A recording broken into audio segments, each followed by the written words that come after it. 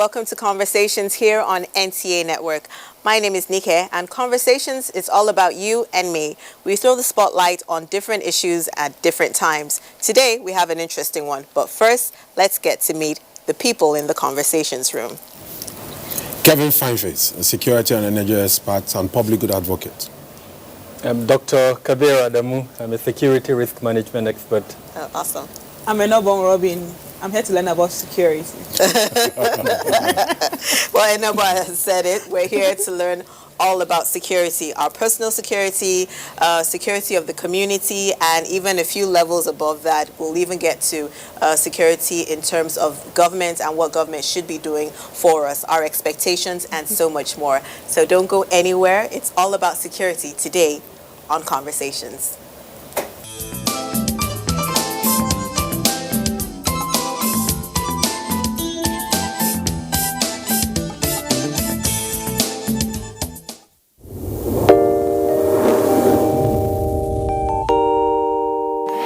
When there's a child out there that's not getting the same that your own child is getting, the difference will tell, and there will come a time in the society where that child is going to take his pound of flesh. Where you can actually, everything from watching a program with the child, you can start up the conversation from something on the TV and say, oh, you know. For me, it's like, hurry up with this business. And the other one said, Auntie, it's not about me, it's about the guys. They're not ready to marry. Yes. If she wants to ask something, no, I know my mother very well. In fact, the most interesting one is when I put up pictures on WhatsApp, you know, Snapchat filters and all that, she will call me, remove that picture. There was a day I got tired of all that and I said,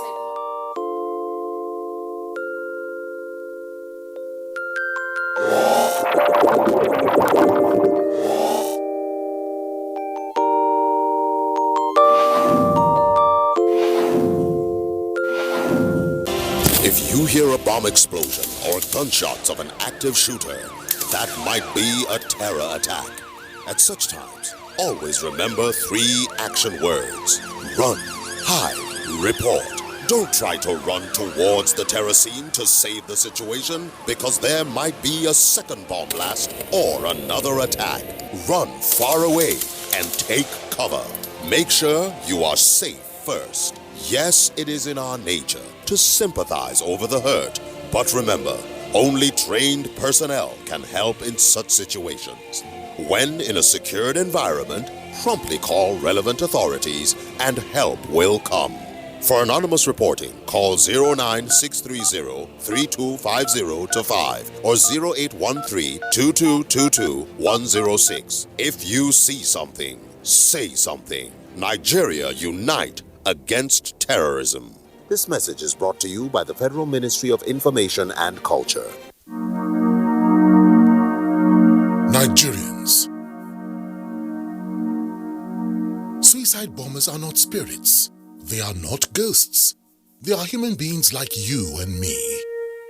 They live amongst us. They are your neighbors. They are your friends today, but terrorists tomorrow. So you must know your neighbor now. Security begins with you and me. Know your neighbor. Be vigilant. Be security conscious. Report suspicious persons, objects, and movements to the police and other security agencies. The security of our nation is a duty for you and me. If you see something, say something. Nigeria, unite against terrorism. This message is brought to you by the Federal Ministry of Information and Culture.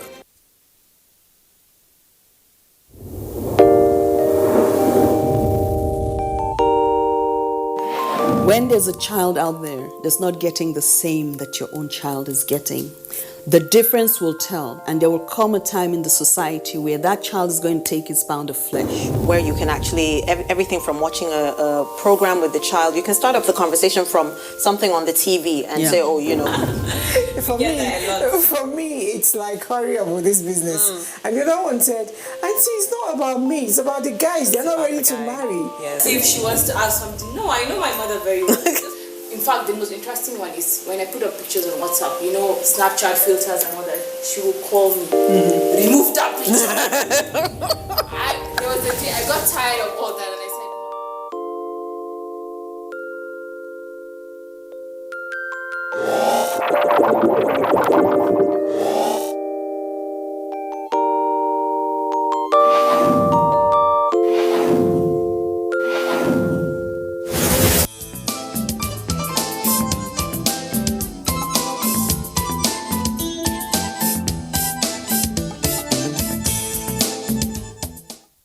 We're talking about security today here in the conversations room.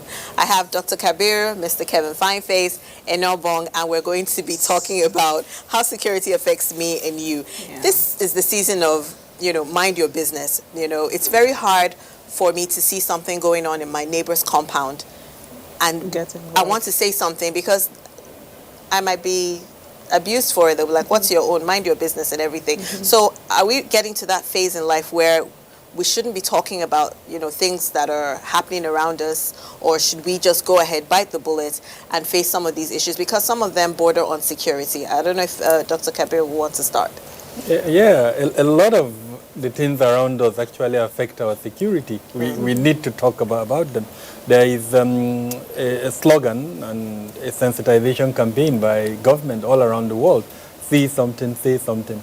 And that thing is actually, a development of the realization that we don't speak a lot about what we see around us. And the reasons are manifold.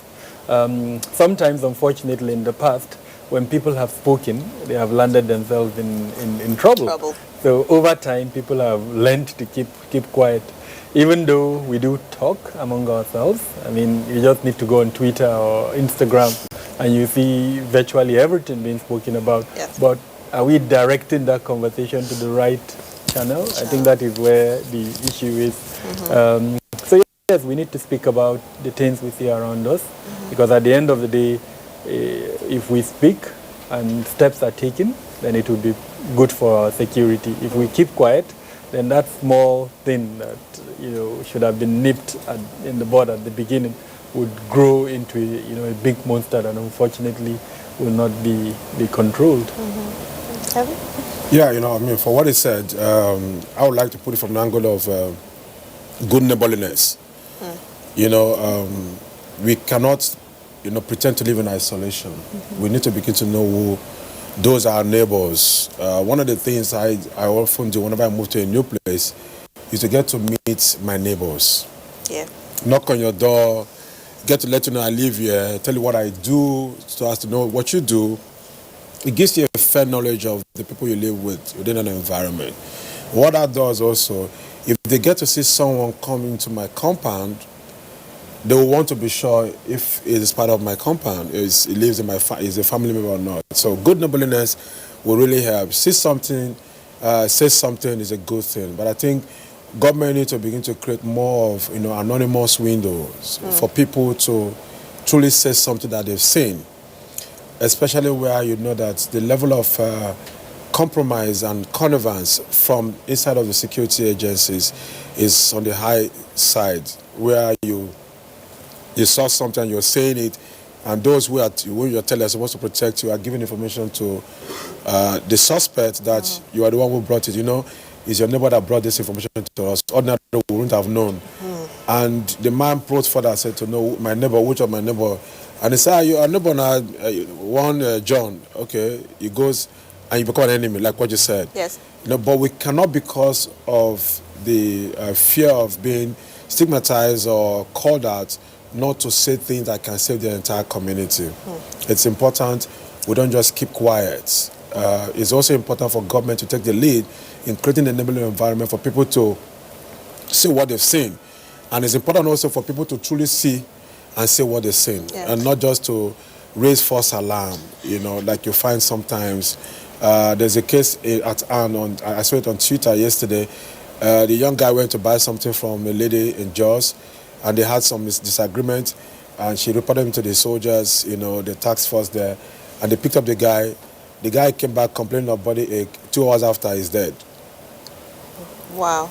And now they could not. The lady has gone. She's just disappeared from the reports, from the stories we have on the ground, and they cannot even trace those who picked him.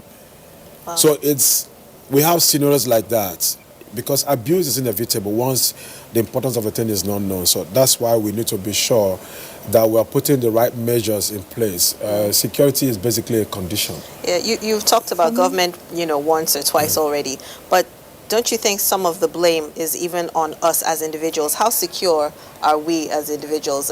I mean, I can speak for myself sometimes, I can get down from the car and quickly just enter the supermarket without looking at my car, because I'm like, you know what, I can see the car, I can see if anyone is, there's a school of thought on taking your children to the market. If your children are in the market with you, don't leave them in the car. Have you ever gone For me, into the market with kids? I think what you just said, the only question I have now is, where did we get it wrong? Because growing up, the society, the compound itself, it was a communal thing, you know. You come back from school, all the kids in the compound, they are playing together. Maybe there's a parent who is overseeing them. But if you are at work as a parent, you are sure that there was one parent, they're taking care of like 20 kids who are playing, 10 kids. Even with the food, you could eat in anybody's house, and you are assured that by the time you come back from work, all you have to do is tell the neighbor, thank you. There was no expectation, there was nothing. It was just fun and love and peace. But right now, with the phones, social media, the vices around, parents don't trust each other. As a matter of fact, kids are not even social anymore. You stay in the same compound and you may not even know the name of the neighbors in the next compound. So that for me is the one question I have. Where did we go wrong? Because way back, if something happened to you and my kids were playing with your kids, I could intercede. You understand? I can say, stop that. This is this person's child. Or, I know this man, this is not what is going on.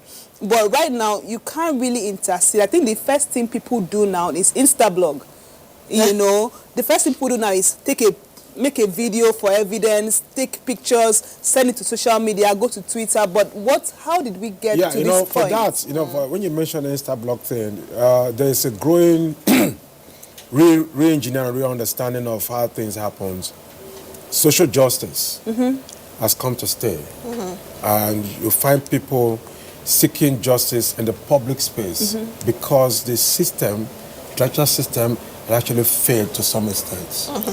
And when you don't dispense justice, you give judgment but no justice, and people will find a way to want to get justice. That's one. Two, because there's no trust with the relationship with the security agencies, someone cannot just go, like we said earlier, if there are no anonymous windows with which you pass vital information of security importance, then of course you want to look for the other means to use social media to throw it up there for people to see. Okay. So we go on, sentimental appeals. People want to be seen to be adjudged to doing good, or as the one that is trying to shame one person or the other. So there's a need for social re-engineering, no doubt about it. I grew up in a neighborhood where I used to have close to 15 to 20 kids left behind for me To take care because I love kids.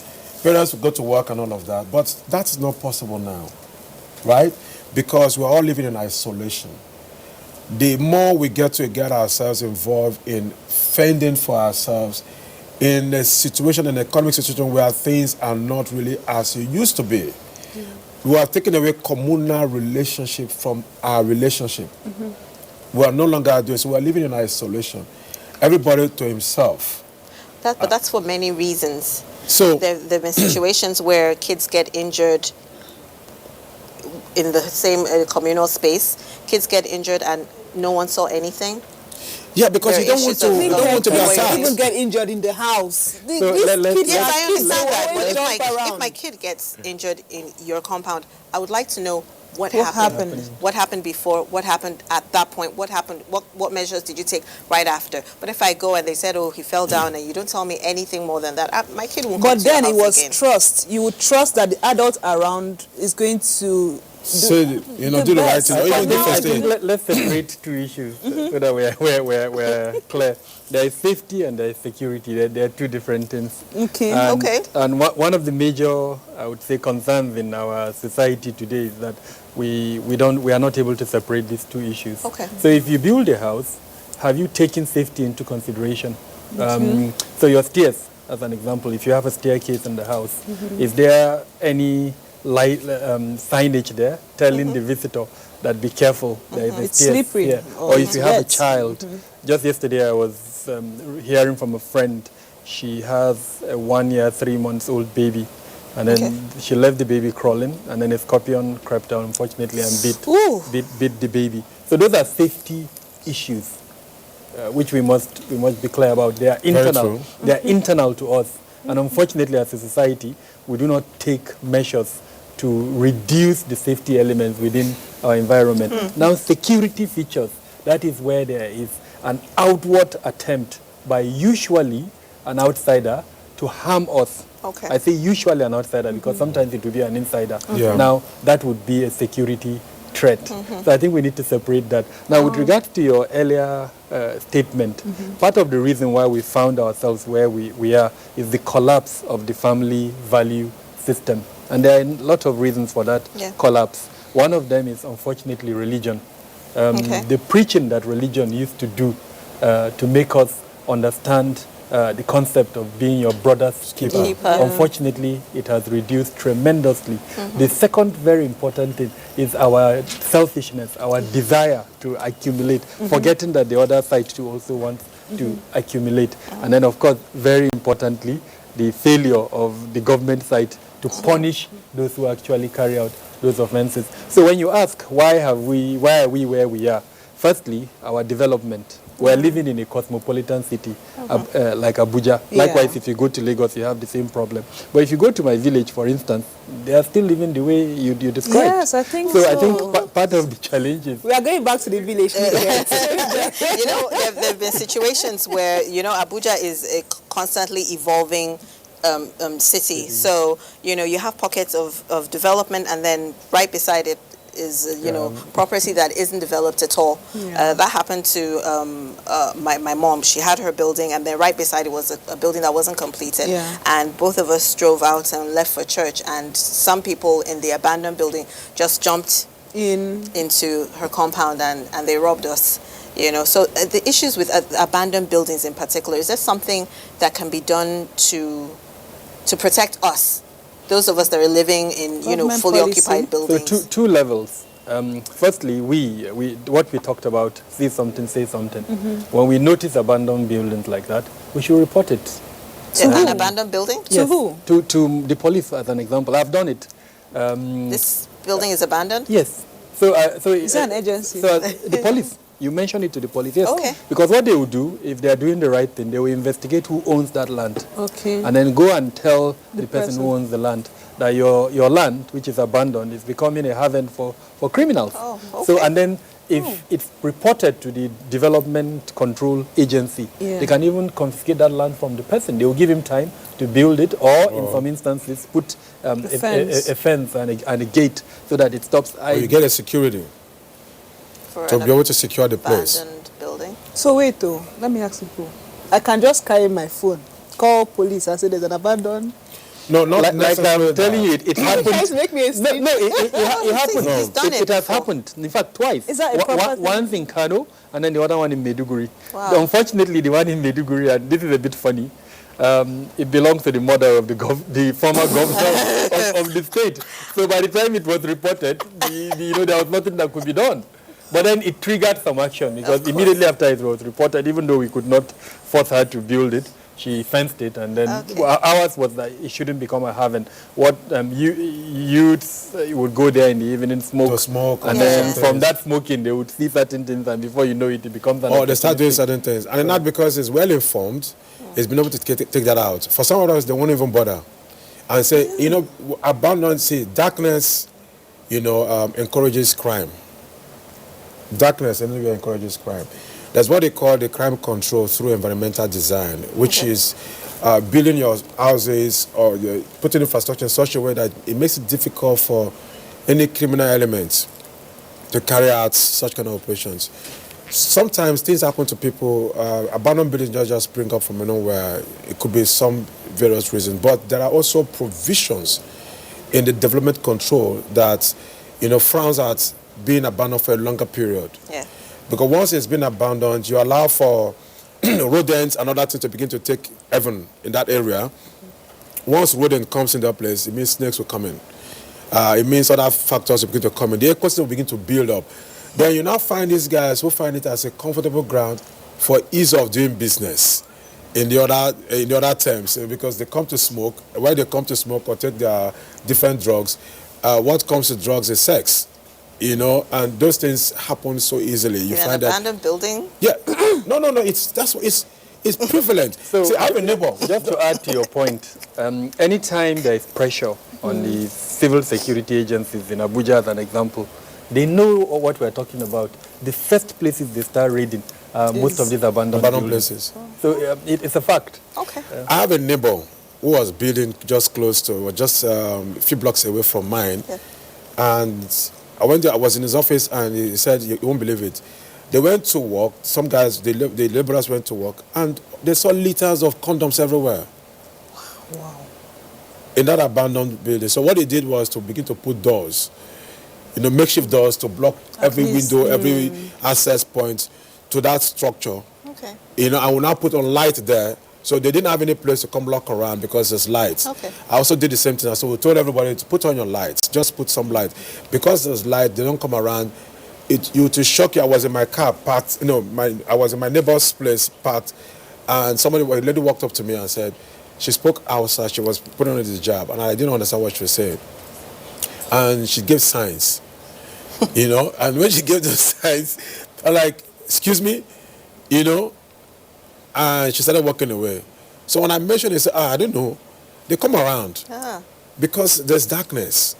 Wow. Because there's darkness, so they come around. They know how they congregate. Anything can happen in the midst of darkness. In the past, there was this attempt to create what they called smart city in Abuja. Yes, I remember. The concept of the smart city would have allowed CCTVs, it would have allowed lighting, I'm just trying to reinforce the point that lighting is significant to security. I was just going to get to that. As an expert, if I was to leave my home for a long weekend, a week, is it better to have the lights in my compound on or off? Because if it's on during the day, people will know that there's nobody at home. Why is the light on? Look at two ways, right? We live in a times currently where technology has made life so simpler with innovations. You don't need to actually leave your lights on. All you need to have is to have a smart lighting system. And with your phone, anywhere in the world, it's cost effective. I think you're going a bit too. I've got it. It's very cheap. It's very I cheap. see these things on, it's very CNN and the rest of it. It's very cheap. Two, you can also have simple lights, solar panel lights that is also sensitive to movements. Light sensors. Okay. So at night they pop up once anybody walks around it, and they go off again because they're just sensors. Some of these lights are like 10,000 naira. You understand? In your compound. Then at home, you have a switch that you just put in there that's more of a retro feel. You don't need to break any wall. It's a retro feel. It just means that you have a switch before. You bring another switch that is, had an RFID, and you put it, and you just connect these things, and it goes on. So you don't need to think about it. It's important your light goes off and on. If the light stays on for a longer period, it tells somebody who has interest, who has been monitoring your place, to say, oh, she's not around or he's not around.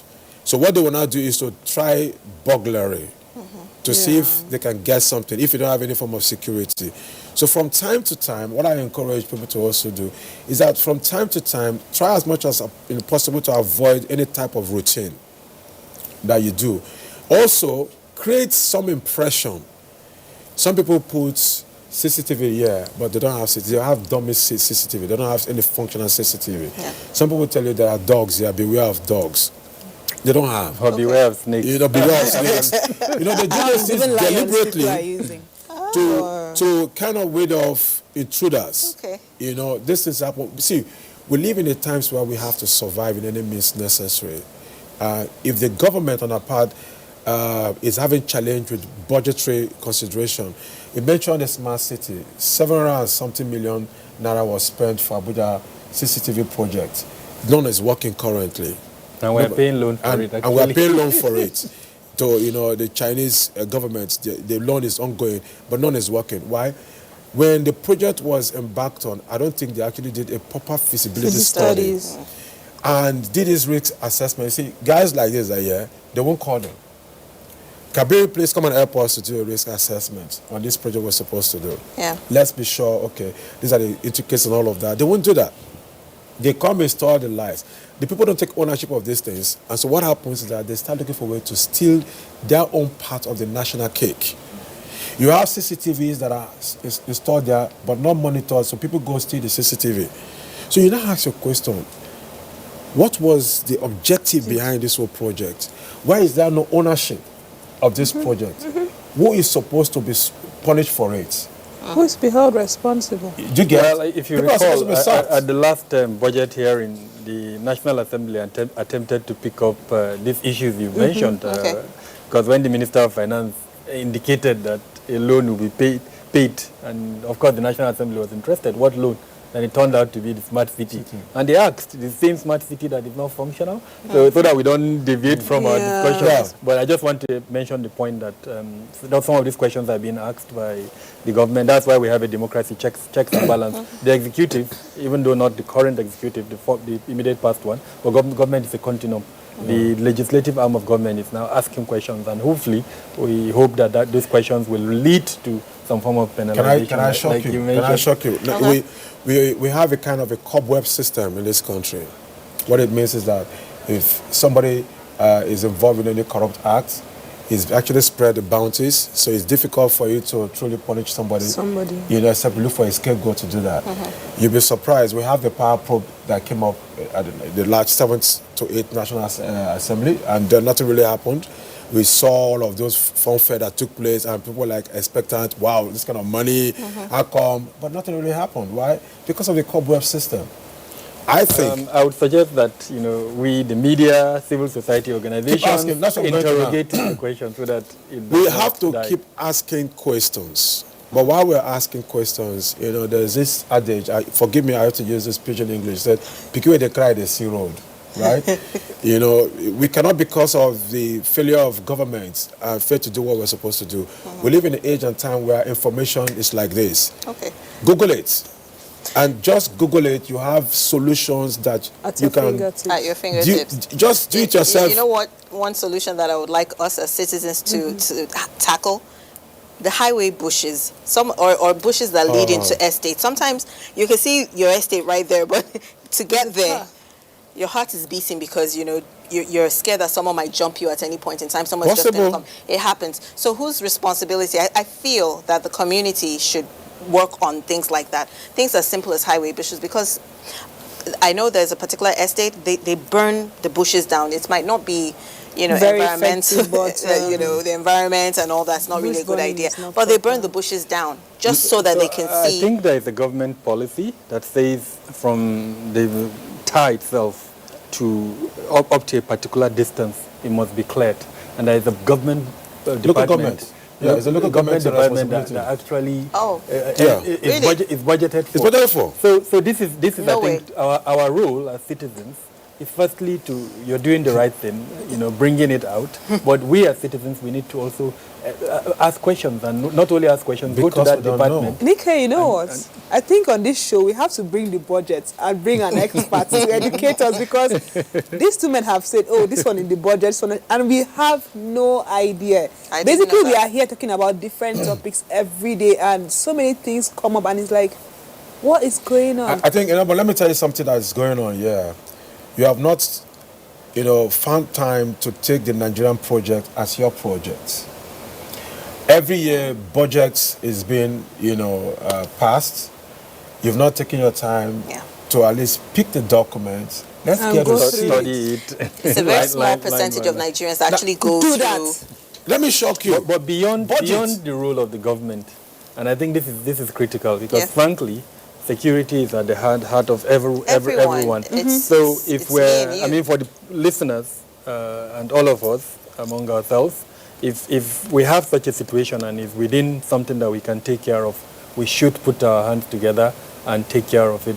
Because the point, I think we should all agree, is that those overgrown shops, overgrown grasses are a haven for criminals. One clear example in the city, in Abuja here, there are certain locations where in the past criminals, and these are youths that are hanging around, have taken advantage of under the bridge, as an example, with overgrown wheat. Yes. What they do is they hide under those wheat. Sometimes they are even farms. And to be fair to government has come up with a policy. Okay, don't plant maize in certain locations because maize grow tall, and once the grain is out, the criminals can hide under them. Or you can plant beans, and other low climbing plants like that. Okay. So it's the reality, and where, as it were, government is not responding, then we should come together as a community and clear. I get that. I get that. But that you see, community comes together and sort out environment. Community come together and do water. Community come together and clear bush. So it's a toll on my salary every single time. Come together and do security, just like you said. We're doing so much already. But we are paying tax to do. And we need to take ownership of the Nigerian project. 3 years ago, I was stabbed 4 times. Mabuchi, under the bridge, under the flyover. Sorry, say that again? Yes, I was stabbed back, had stitches on my hand and all of that. Oh my goodness. What were they after? Around 8 p.m., the car had developed a fault. I was just waiting for a callback vehicle, and 2 guys just appeared. And so the next I said, okay, take my wristwatch. As I was pulling off the wristwatch, I had a stab behind me. There was no fight. Oh my goodness. As soon as I turned, wow! I turned, the next thing, my arm. So the way it was going, I had another young guy with me who ran, because he too was also, he ran. So I saw that this was death. So I said, okay, it's only one life and one death. Let me hold on to this guy that I'm seeing right here so that both of us can die together. We die here. What? I called the police. And they said I called the wrong emergency number. Oh my goodness. Oh my goodness. My cousin called. I went to Metama police and said, look, my brother has issue, please follow us. So that they said, no, that's not our jurisdiction, you can't come in. Oh my goodness. We went through all of that until, now it took God, in quotes, because I was bleeding and nobody could stop. Every passerby was afraid of what it was. I was calling for help, nobody wanted to stop. The point is this, there was no light on that Azikiwe Expressway. Wow. If there was light, those guys wouldn't have had the temerity with which they do what they did because people would have seen what was going on. Yeah. Right? But there was no light, so what happened? They succeeded in taking all the things they wanted to take and stabbing you and got me injured. If we don't hold government to account, if people come to seek for our votes and we don't have a contract, social contract with them, we lack the moral right to also make certain demands or ask questions. I'm looking forward to the time where we cannot just go to the polling booth and just do our vote. But we'll go to the polling booth to ensure that we are part of the political process, right from being members of political parties, social, group, you understand, and ensuring that we have people that are supposed to. So if some group of persons believe that, they want to hijack the political process and in the primary, install somebody, impose someone on us, we look out for any other person, any other party and vote for. So we'll go beyond party lines and vote for individuals for credibility. If we keep doing that, if we start doing stuff like that, we have credible people to man leadership position and authority in the country, we cannot demand for services. As citizens also, we should not just sit down. Budget has come up with this fantastic idea, breaking down the budget in simple documents and graphics. It shows you how much money? Unfortunately, I hate to disappoint you. They have not yet reached the security sector. We need a security sector reform in Nigeria. Currently, the issues around security are opaque. They are not transparent.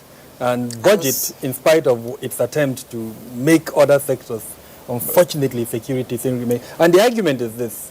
Security is supposed to be secret. It's supposed to be confidential. But is this common practice? Is this global best practice in other countries? Is this budget for security top secret? So we need to separate two things. We need to separate the process itself from the requirement. If, as a Nigerian, it's taxpayers' money that they are using to fund the police and the military, I have a right to know how much is being given to them. So that's best practice. All countries will make the budget available. But in terms of the details, yes, it may not be all that. It might not be all that in the public space. So that is, and the one that really bothers me is the so-called security vote. Yes. It is something that was started under the military era. Could you, for those that don't know what a security vote is, could you explain that? So these are monies that are not budgeted for, but that unfortunately have become part of our system. Allocated, So every allocated level of governance, from the federal to state to local government, are given funds Called that are security not called security votes. votes, that are not audited, and unfortunately that are not budgeted for. No, Kabir, I think they have certain amount which is already budgeted. No, But they are not. I tell you with all sense of responsibility, it's not budgeted for. What I mean is not budgeted for. You will not pick the 2020 budget and see security vote. Yeah, because So it's hidden somewhere. it's allocated funds. Under a A subhead. subhead. That is Oh, not, I see. That is not known. Obvious, yeah. You So know. you don't know it, I don't know it, but Yes, and so we cannot audit it. okay. Yes, okay. and then the Okay. president, the national security advisor, the governor, or whoever it is, The local government chairman. can use it the way he So likes. the government chairman has. That means there's no checks and balance, because if a state governor is given this security vote to disburse, commissioner for police commissioners and all that, and he decides not to. No, it's not necessarily given for him to disburse to commissioner of police. I'm just saying for It is an security allocation. purpose. No, I it's don't an know how they allocation. allocate it. I'm It's just an making allocation an that assumption. is done. It could be 700 million for security, but in case city, in quotes. There is in Like I said, anticipation. it started under the military era. Yeah. But my question now is, you know about security votes. You know about security votes. The commissioner of police in the state knows about security votes, and they know that at so and so points, this fund is available, and it doesn't get to them. All right, it's like a national cake. All right, it doesn't get to them. Do you think this can hinder their judgment on security? Because something can happen. There's a state, that's Cross River State. Excuse me, I'm going to say it. The security situation is horrible. All right, Southern California. and nobody is really doing anything about it. People are getting stabbed. People are getting killed. It's on a daily basis. So I know that this is something that the commissioner for police, it can be arrested. This situation can, but is it that the governor is not releasing security votes to the people that should help? Because it's more like, let us live. It's more than that. The political class in Nigeria, unfortunately, are partly responsible for the situation that we are in. In Cross River State, as an example, a few years back, I did an assessment of Cross River, and I said that there will be issues in this state. Without meaning to sound political and without calling names, a previous governor's wife started a pet project where she invited young kids from across the region with the idea of, setting up, like I said, a foundation a for foundation. them, yes. But somewhere along the line, after inviting the kids, it fell. So if you go to Cross River, at that time, you see kids around the ages of 12, teenagers, hanging around. Yes. And I kept on asking the question, what are we doing about this What kids? provision are you making for this? Because she has invited them growing. from all over, and they're there. They are growing. They are seeing beautiful things of life. They are not going to school. So one day, they will become, nuisance, social nuisance. And I think that's part of the problem. It is Then alarming. On the one hand. Nike. On the other Honestly, hand, what I call the involvement of non-state actors in politics. So our politicians arm some youth gangs to protect them during elections. And the INEC chairman said it before the Bayelsa and Kogi elections. He warned that he's aware that touts have been engaged, that they are going to either influence the outcome of the elections or to disrupt the elections in favor of candidates. So that is a common thing all over the country. Now, in the case of Cross River, we have what I would call oligarchs. They are powerful politicians who over time have instituted themselves into, for lack of a better word, cult leaders. Yes. So that if you dare to say anything against them, those cult gangs are there to deal with you. So even though the state security agencies are aware of this, because they are backed by powerful politicians, it's hard to. then unfortunately sometimes they are not able to act quickly. So this is on the one hand. On the other hand, we must admit that the governors sit over state council meetings where all of this apart from discuss, the DSS is represented, the police, the military, name them, they are all there. So they discuss security issues in the state. So I'm just trying to respond to your question when you say why is nothing being done. They are aware of these things. But because of the conspiracy of silence that we as a society have come to accept Which is back to unfortunately. what I said, mind your business. That's a lot of It people is do. Beyond- that. beyond- And out of curiosity though, I'm those of us that are parents, how do we teach our children to be more security conscious? Taekwondo. Hey. Are you a fan of self-defense classes? I'm not. I am.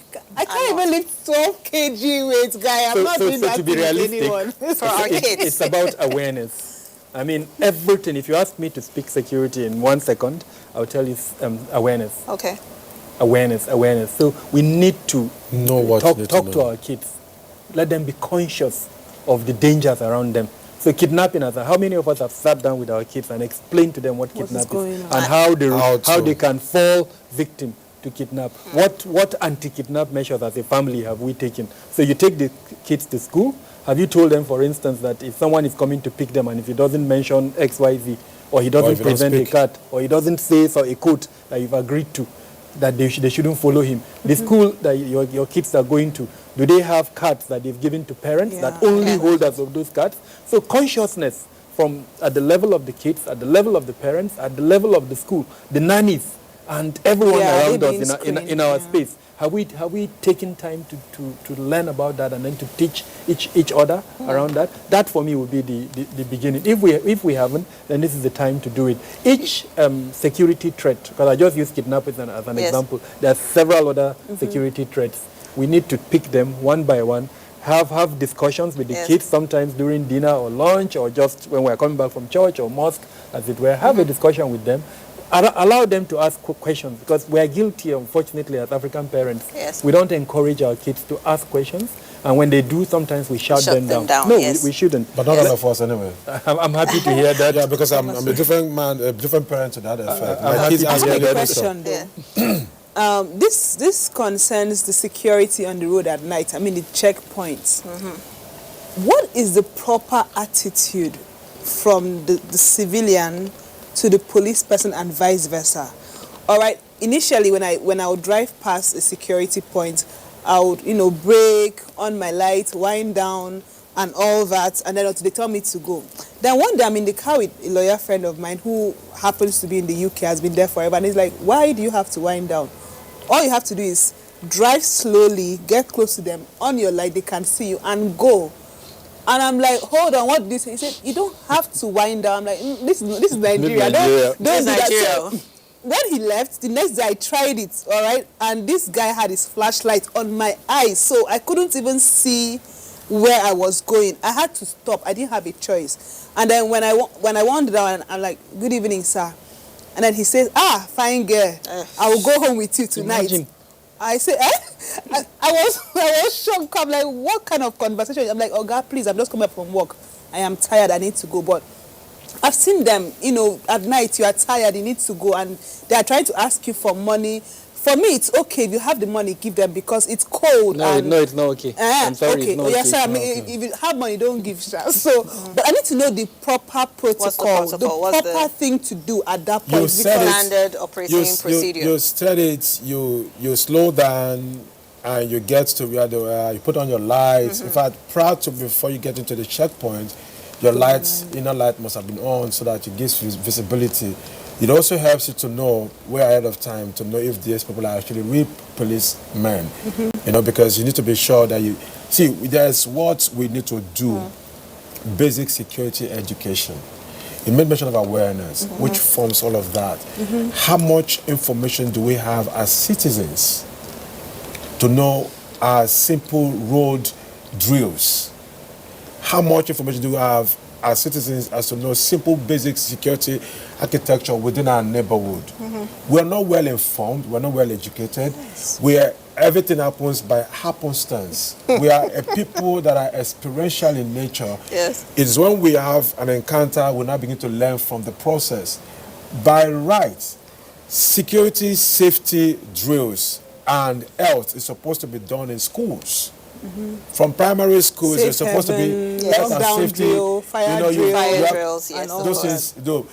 things, some schools that are well advanced, especially those foreign schools, they'll do those things. Every now and then they have the monster drills, and to get the monster up and all of those things. But we don't find it in public schools. It used to be back then in school, because I went to public school, and we had that experience. You know, public safety was there. But we don't have that anymore. So we can begin to reintroduce that into our curriculum to ensure that our kids understand simple basic drills. That by the time you get to a certain level, nobody needs to tell you what you need to do. Exactly. You now know that, see, if you see a police officer, if you see checkpoint, in some cases, checkpoints, you're also pre-informed that there will be checkpoint at XYZ location. Because there's every likelihood, if you're not informed, that criminals can also put their own checkpoints. Checkpoints up, We've seen situations like in the Northeast, the guys are dressed in military camouflage, you know, acting like military checkpoints, and weeks up people out of that place. And people are actually running. So we need to constantly educate ourselves. And that's why the security agencies need to be held responsible in this time. Because they have not been able to well inform the public as to help them. Now, there's another aspect. Unprofessional conduct is a common trend you find across the security agencies. Unprofessional conduct, you find it across the agencies. Why? A lot of these people that are employed were not qualified for the job. They find themselves in that environment, and so when they see you, it is an aberration for an officer to stop and say, "Fine girl." That's very violated. It is not acceptable. Because he's What do you on mean duty. I'm going home with you? But He's on duty. it was a good thing that you kept quiet, or else the case would have been turned against Yes, you. it would have. And there's some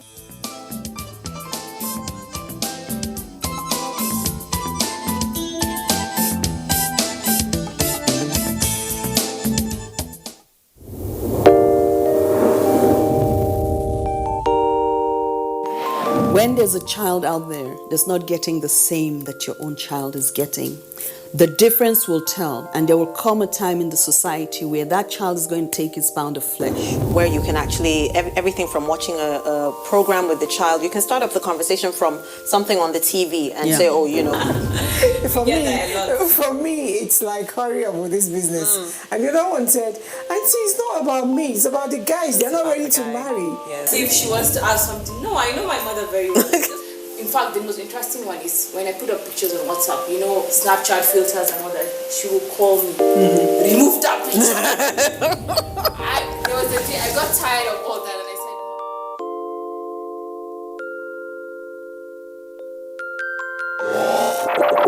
said,